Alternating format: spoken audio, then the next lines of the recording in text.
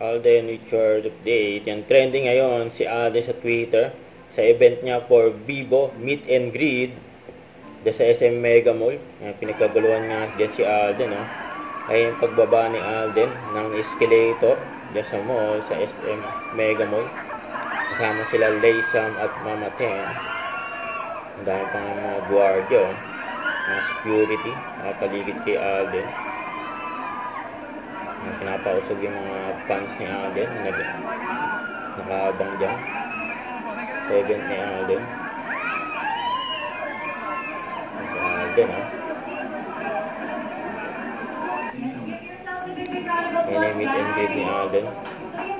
It's really important to have a partner like the Vivo Y100. So sa ngayon, paano siya nakakatulong sa lifestyle mo? Diba, we mentioned you've been very busy.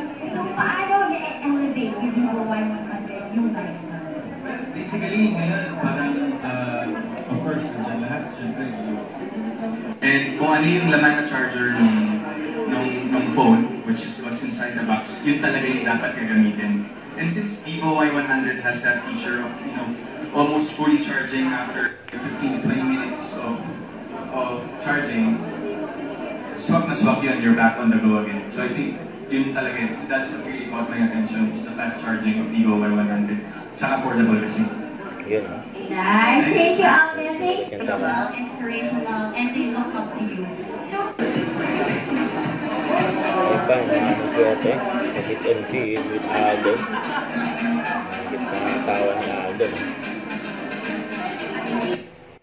Huwag kalimutan mag-subscribe, click on the notification bell for more updates. Ito po ang Charlie Action Vlog. Bye guys, thank you for what?